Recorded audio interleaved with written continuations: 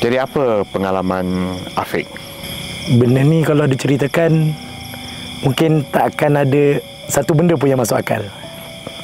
Benda ni adalah rakaman terakhir ataupun ekspedisi terakhir kumpulan saya ketika itu. Ia berlaku pada tahun 2010. Dan ketika itu saya ada satu kumpulan yang kami supposed to be tak explore paranormal. Kita orang pergi tempat-tempat tinggal, tapi sebabkan ingin mengetahui sesuatu yang lebih dalam, kita orang buat jadi pencarian paranormal lah selama 2 tahun. Kita orang tu berapa orang? Kita ada 3 orang waktu tu. Okay. Dan ini adalah ekspedisi terakhir kita orang lah. Lepas ni memang tak buat ekspedisi lain? Itulah tahun 2010. Dan sekarang dah almost 23 years. Dan akhirnya saya ceritakan cerita ini semula. Okey. Benda ni bermula, saya tak beritahu nama dia sebenar lah. Kan? Daripada Abang A lah. Dan kawan saya namakan kawan B. Okey. Kawan A ni dia mencadangkan satu tempat lokasi yang waktu tu agak janggal untuk kita orang pergi. Sebab supposed to be kita pergi tempat yang tak terlampau banyak cerita-cerita yang amat menyeramkan. So hari tu dia cakap, why not kita pergi satu tempat yang very rare. Dan kita plan waktu tu kita pergi hari yang betul-betul supposed to be not to be, iaitu Malam Kliwon. Malam apa? Kliwon. Malam Kliwon ni adalah kalender Jawa, di mana malam tu adalah aktiviti paranormal paling kuat yang boleh dikira lah. Dia macam kalender Jawa gitu. So kalau apa-apa benda merepek meraba nak buat, diorang mostly akan buat waktu Malam Kliwon. Benda merepek tu macam mana? Pemujaan, ataupun kita memanggil sesuatu lah. Tapi niat kita tidak macam tu. Cuma kita nak try pergi pada malam itu, tempat tu. So kita orang start pukul 7 tu, kita packing barang. Waktu itu kita orang ada satu EMF meter, electronic magnetic frequency meter, satu tape recorder dan 2 biji kamera dan 2 biji lampu. Waktu tu lampu pakai bukan LED zaman 2010, kita pakai lampu pendaflow kan, yang buat. Dalam pukul 8 kita orang sampai park kereta, sebab tempat tu kita kena park dekat luar kereta, dekat luar jalan, and then kita akan jalan dalam 100 meter macam tu masuk ke dalam tempat tu. Ia adalah bangunan tinggal. Dan waktu masuk tu tak ada apa masalah, sebab kita tahu kita dah pernah pergi banyak tempat kan. So benda tu bukan sesuatu yang janggal untuk kita rasa. And then pukul 8 sampai, kita makan dulu tanpa ada apa-apa kerisauan. Pukul 9 kita masuk. Kita 9 tu kita masuk, kita set up lampu dulu.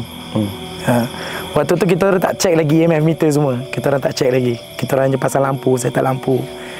And then something happen lah. Something happen waktu tu is the first our red flag. Our amaran pertama lah yang kalau kita recall balik. EMF meter kita orang suddenly menyala. And kita cakap, siapa yang on?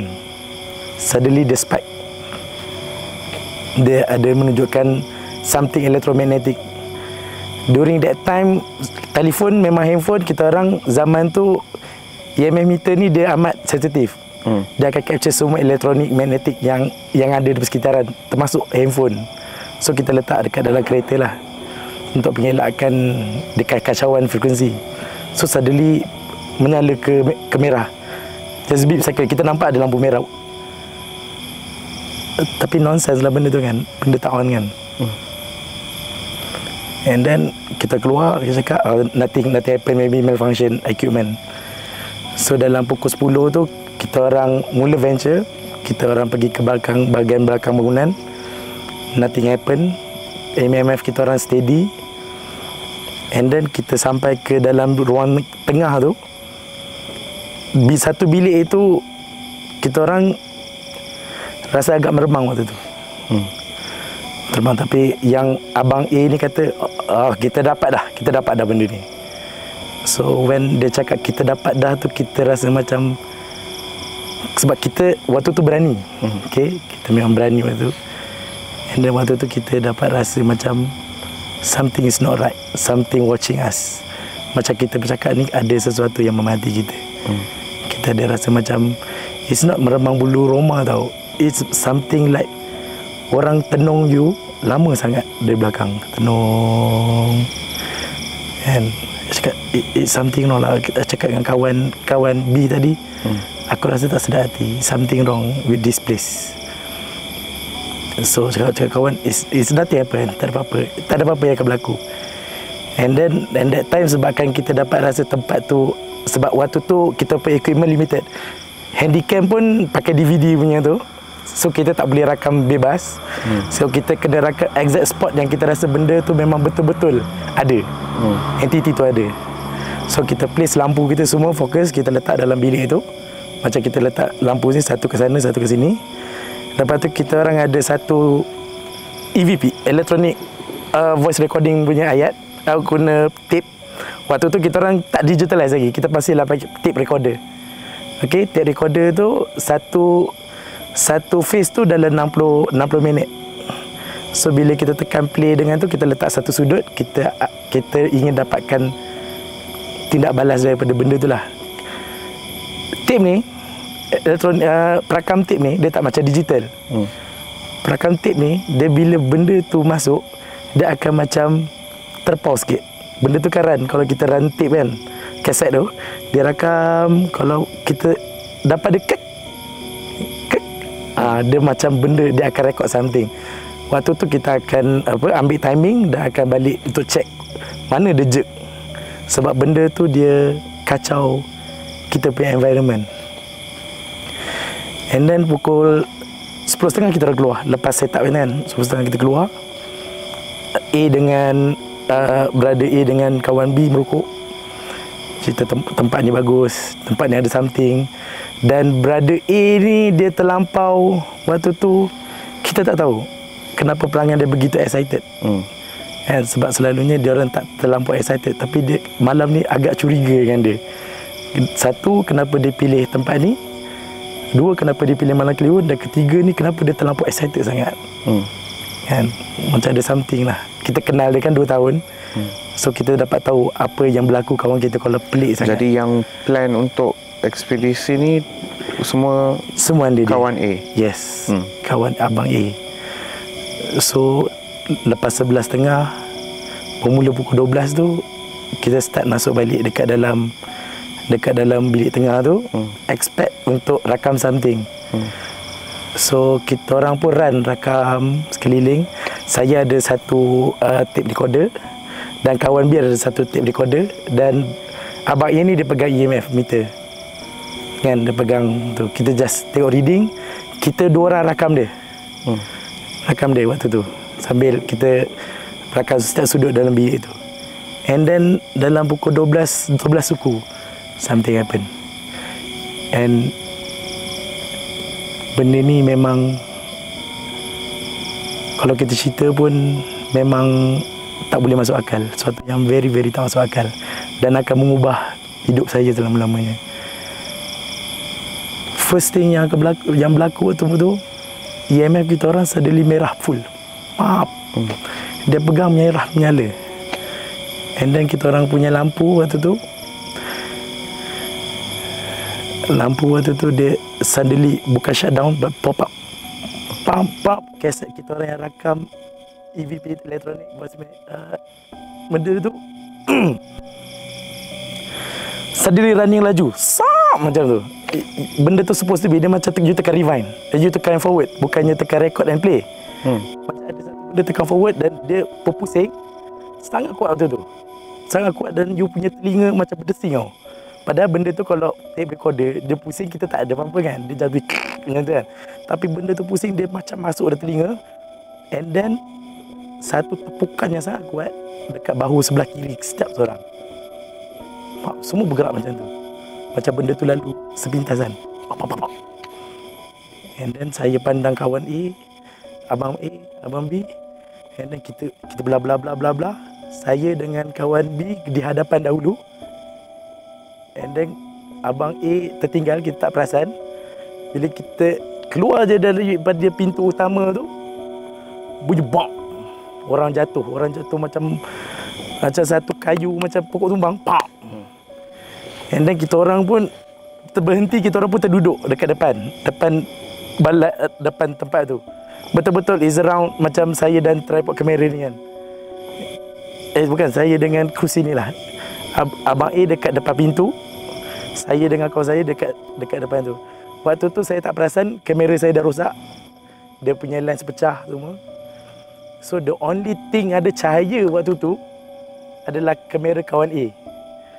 Waktu tu memang very total darkness, hanya ada satu lampu je daripada kamera kawan B tadi, sebab dia ada lampu. And then kita orang suluh dekat abang A, muka dia dah penuh berdarah sebab dia tersembam dekat atas lantai.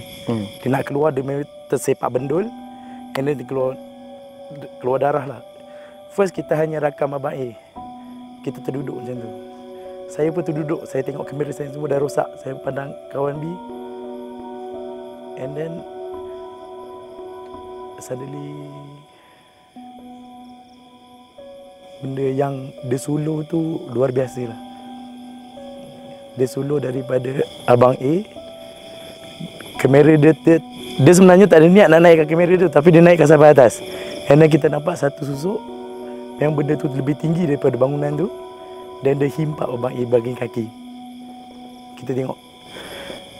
During that day saya nampak hanya satu objek berbulu panjang. Kita tak nampak atas kepala dia, kita hanya nampak dia sampai ke arah lampu tu je. Kawan pun dah macam ni. Kita waktu tu in the space second is about 10 to 15 second only. 10 to 15 second. Tapi it's almost eternal lah. Macam benda tu setiap ada. Macam satu time tu gap dia macam tu. Dengan kita orang punya telinga sangat bingit waktu tu. Kita hanya dengar abang A cakap, "Aroy," macam tu kan. Waktu dia jatuh. Itu je kita dengar. And then suddenly benda tu masuk balik dalam kita punya badan. Kita punya badan ni dapat balik kita punya kesedaran. Kita nampak benda tu masuk dalam balik bangunan tu. And then dia tarik abang A tu. Dia tarik itu satu bunyi yang korang nak cerita pun korang tak boleh bayangkan. Korang pernah dengar bunyi tulang patah? Macam orang pergi korban tu, orang patahkan tulang kan. Macam tu lah bunyi dia, kuat sangat. Pak pak pak pak pak. Dia macam seret. Waktu tu kita macam tak terfikir tau benda tu dalam movie ke apa, kita tak pernah terfikir. Kita tu apa benda yang tarik dia. And then waktu tu kita orang nak lari. Tapi waktu tu kita fikir the only thing yang kita orang boleh keluar adalah abang A, sebab kunci kereta semua kat dia. Kan? Kunci kereta kat dia. Lepas tu kawan B saya hanya yang boleh drive, dan saya waktu tu tak ada lesen memandu. And then kita orang waktu tu umur 23 years, badan saya masih kecil waktu tu. Saya kurus waktu bujang lagi kan. Kita orang rush masuk. Abang A ni badan gempal tau. Waktu kita tarik dia, waktu kita jumpa dia terlantar, termenyerap. Dia menyerap macam masih lagi kita tarik, dia menyerap dekat ruang tengah. Atas tu memang clear. Dia nak masuk ke bilik yang kita orang rekod tu. Dia tertiarap. Waktu kita ambil, kawan B ni dia baca lah macam-macam surah. Dia baca surah, baca ayat kursi. Bila dia terbalikkan abang A cakap apa tau? "Aku pandai mengaji lah." So waktu tu kita orang stand. So kita orang cakap, dalam waktu tu kita orang macam, kalau kita mengaji dia tak efek, apa lagi kita boleh buat kan? Waktu tu bila dia cakap yang tu je, dia patah balik masuk ke abang A. Dia cakap, aku nak balik. Banyak kali aku nak balik dengan muka penuh berdarah, dan dengan hidungnya, mulut dia, dan tak nak kita tarik dia. Kita tarik dia tu macam tarik satu beban yang tak terasa. Kan? Kita tarik dia, kita tarik tangan, yang kawan B tarik bahu, saya tarik tangan dia, bawa ke kereta. Waktu tu almost 100 meter daripada tempat tu, dia macam satu terowong gelap. Macam you berlari daripada terowong ke arah cahaya, ke arah kereta. So makin lama kau nak lari daripada bangunan tu, makin terowong tu makin closing. It's about macam vertigo, macam tunnel vision. Tak tahulah sama ada waktu tu kita orang masih lagi tak boleh cope dengan benda tu ke, ataupun kita orang rasa nak pengsan ke. Tapi benda tu macam mengecil tapi kita mengejar benda kecil tu. Dan alhamdulillah kita orang terlepas. So kita terlepas daripada satu macam penutup tu. Macam Looney Tunes punya kartun yang makin kecil kita kejar tu. So kita bila keluar tu terlepas, kita tak pandang belakang dah. Tak nampak apa yang berlaku. Equipment kita orang 2 biji lampu tu kita dah tak fikir, sama dengan tape recorder kaset tu. Tak fikir dah. Kita left out. Masuk kereta, kawan ambil kunci daripada Abang A, start enjin dan terus gerak menuju jalan Bentong Lama yang amat gelap tu. Semasa perjalanan tu tak ada apa-apa gangguan. Cuma apa yang kita nampak di ke depan total darkness, macam tak ada lain jalan. Tapi kawan bawa je. Tak tahu dalam hati dia tak cakap waktu tu dengan saya. Dengan suara Masa abang. ni Afiq duduk depan ke belakang? Duduk depan. Kawan Kawan driver dan Abang A dekat belakang. Habis dia selesai daripada kita bawa dia tu, dia hanya bercakap aku nak balik. Dengan suara yang berbeza-beza. Yang bercakap ni siapa? Yang bercakap tu Abang A. Abang A dari belakang kan? Yang kena tarik tu. Dia bercakap dengan suara yang berbeza, macam ada ramai. Macam perwatakan ada ramai. Macam first macam suara perempuan, suara lelaki garau, aku nak balik. Tapi suara tu bertukar-tukar. Kita tak tahu sama ada dia dah possess ke, ataupun kita orang punya otak dalam tu kita kena keluar daripada kawasan ni. And then keluar, nampak signboard UIA, kita orang rasa dah lega. Sampai ke Pekan Gombak, kita orang stop jap, beli air, and then kita teruskan. Kita orang singgah balik kita orang punya base lah. Dekat waktu tu dekat Section 13. Kita orang ada satu macam base kat situ. Sebab benda ni kita orang tak beritahu kita orang punya parent, keluarga kita orang buat benda ni. It's totally secret waktu tu. Sebab waktu tu kan kita masih muda lagi kan. So takut cakap benda bukan-bukan kan. And then bila balik ke situ, kita bersihkan luka Abang A. Cakap Abang A jom balik. Lepas tu kawan B pun hantar saya ke rumah. Okey. Hantar ke rumah waktu tu almost 3 pagi. And waktu sampai ke rumah tu mak membebel semua kan. Tapi saya ada alasan lah waktu tu, tanpa beritahu mak kan. And then Abang A balik rumah, kawan B balik rumah, and then malam tu memang siang tu tak ada apa-apa cerita. Kita orang, saya pun nak tidur tak tidur. Kita bila pejam mata je nampak dia dekat depan kita. Memang restless night lah. Memang dia pukul 3 sampai pukul 6 tu supposed to be dekat mata kan. Tapi dia macam selama-lamanya malam. Sampailah tersedar. Hari kedua selepas kejadian baru kita orang kontak balik. Hari kedua lah. Lepas tu 2 hari tu, yang last tu baru kita kontak balik. Saya kontak kawan B, kau kat mana? Yang peliknya antara 2 hari tu kita macam terputus hubungan. Macam saya tak pernah kenal 2 orang ni. Otak tu saya tak pernah kenal 2 orang. And then hari kedua tu baru sedar, oh something happen. Bila fikir secara logik, kenapa tak terus petang tu call kan. Tapi dia punya kejutan dia tu memanjang sampai ke 2 hari. Okay, waktu tu baru terasa nak message, tanya kawan B dekat mana. Lepas tu dia pun lama baru dia reply kan. Waktu tu zaman SMS lagi, tak boleh type banyak-banyak. Dia cakap jumpa aku dekat base. Saya ayat dia kan, Abang A macam mana? Aku tak call pun dia lagi. So then kita orang jumpa dekat Section 13, dekat tempat kita orang punya base. Waktu kita orang bertemu muka tu, the last yang nampak muka dia waktu malam, waktu dia hantar kita kat rumah je, itu jelas. Tapi bila kita jumpa dia balik, muka pun dah tak seceria macam biasa. Agak cuak. Saya nampak dia macam, dia nampak saya lain, saya nampak dia lain.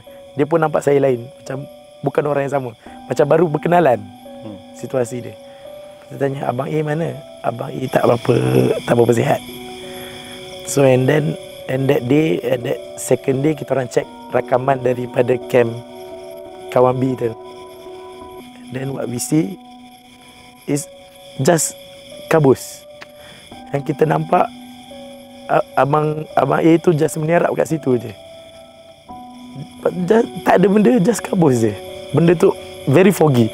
Macam you punya kamera macam kena kabus. So lens dia agak kelabu. Lepas tu ada asap orang ni kan, orang hembus asap ke dekat lens. So kita hanya dapat rakam lampu tu, hanya dapat rakam Abang A tu termenyerap. Lepas tu bila sampai ke atas, patah balik Abang A dah tak ada dah. Dan waktu tu all hell break loose lah, semua kamera bergegar-gegar lah kan? Sebab kawan B cakap benda yang sebab apa dia pegang lampu tu, sebab itu je lampu yang waktu tu ada. So nak tak nak dia pegang kamera tu betul-betul kan? Sebab tu ada footage, lepas saja footage rakam Abang A hilang dari situ, kamera dah bergegar-gegar, tak ada nampak apa-apa rakaman. And then saya tanya dia, awak nampak apa? Dia cakap, aku nampak satu benda yang tangannya sangat panjang dan kaki sangat besar. Dia dapat tengok full body. Dan waktu tu saya cakap dia, saya nampak bulu saja. So kita orang nampak dua benda yang berlainan, bukan benda yang sama. And that, sebab benda ni bila kita rakam, the proof of paranormal, kalau entity kita hanya nampak lembaga je. Tapi kali ni kita orang tak nampak lembaga, dan kita orang dua orang nampak dua benda yang berlainan yang tak dirakam. Jadi benda ni agak tak boleh dibuktikan. Apa yang jadi key sekarang, kita hanya perlu tanya Abang A apa yang dia nampak. So kita orang decide, kita pergi rumah dia. Waktu tu dia masih lagi macam tak nak bercakap dengan siapa-siapa. And then dia cakap, waktu tu kita tanya dia betul-betul, waktu tu dah malam hari kedua tu, tanya dia betul-betul apa yang kau nampak. Dia hanya berdiam. Dia diam, dia tak nak cerita pun pasal malam tu. And then sepanjang selepas peristiwa tu, banyak benda yang berlaku. Salah satunya kita orang punya base, kita orang waktu tu ada CCTV kecil. Memang tuan sewa tu yang pasang CCTV. And then kita record something very unusual. Zaman sekarang kita ada AnyDesk kan, boleh check komputer remote kan. Zaman tu tak ada. Tapi suddenly kita orang punya PC ter-on, dan segala video-video yang pernah kita rakam dimainkan dekat komputer tu tanpa ada sesiapa on. And nyala, dan kita nampak dekat tu dia macam, walaupun benda tu agak gravy waktu CCTV zaman dulu, tapi nampak macam ada bilik, the whole folder. Someone watching that. And sebab apa kita dapat tahu? Sebab tuan sewa tu kata korang tak balik ke rumah, duduk office sampai ni kan. Cakap mana ada, kita orang tak ada. Almost one month kita orang tak ada dekat tu. Sebab kita orang masih terkejut dengan situasi tu. And then dia tunjuk footage tu, tak ada orang. Waktu tu tuan sewa pun rasa macam something fishy. So selepas 2 bulan kita orang terpaksa tutup studio. And then aku cakap dengan kawan A, ada benda yang tak ni, ada benda yang supposed to be kita dah tak kasih kita buat benda ni. Waktu tu kita orang memang cuak gila. Cuak tersangat-sangat cuak. Memang waktu tu dalam lepas tu 2 tahun kita orang meratip, kenapa lah kita buat benda ni, what the hell is happening kan. Bulan yang keempat saya kemalangan motor dekat Sunway, jatuh bodoh, very unusual punya freak accident. Motor saya seperti dilanggar orang, tapi sebenarnya tak ada orang dilanggar, dan saya jatuh ke sebelah kiri, kaki sebelah kiri saya patah. The whole jari sebelah kiri ni dia rapat daripada atas macam tu. Dia tak patah tapi dia rapat macam tu, dia rapat kan, dia rapat macam tu. Sampai ke PPM, doktor hanya prak balik je. Dia cakap very unusual, macam mana kau punya kaki ni tak patah tapi dia semua jadi sebaris macam tu, macam tangan kita sebaris macam ni, kaki je macam ni sebaris kan? Tapi tak patah. Tapi kena simen jugalah. Saya masih lagi simpan gambar saya kena simen tu. Dan itu salah satu reminder. Waktu tu saya tak kaitkan apa-apa lagi dengan kejadian 4 bulan yang waktu tu. Waktu tu nak dekat bulan puasa dah. So lepas raya, another freak accident happen to kawan B. Dia pergi nak cari sport rim kereta. And then suddenly sport rim kan dia ada letak kat kotak, ada sengit kan tu. Ada sport rim, lepas tu dia letak kan. Salah satu sport rim jatuh ke kaki sebelah kiri dia dan memutuskan jari kelingking dia. Kawan B putus jari kelingking kiri. And dia macam waktu tu cakap, oh waktu saya tu mungkin kita cakap very coincidence lah, benda yang tak dijangka. And tapi dua-dua dah dapat cacat kekal. Saya kalau beli kasut tak boleh, sebelah sini 9, sebelah sini 10. So saya kena beli saiz 10 baru nak match. So sini longgar, sini ketat. Dan dia pula jari tak ada. Dan waktu tu kita dengan Abang A masih lagi macam strangers. Almost nak masuk ke 6 bulan. And then barulah wife dia telefon, Abang A ada kena cancer. The very unusual cancer. Waktu tu doktor kata as cancer lah. Dia cancer tulang. Tapi bila kita melawat kan, hanya kita je tahu benda tu waktu tu. Hanya kita yang tahu. Dia punya badan daripada pinggang sampai ke bawah kecut.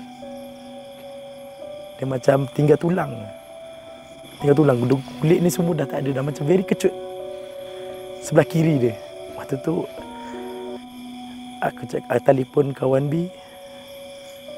Adakah ini kebetulan ataupun memang ada benda yang nak mengacau?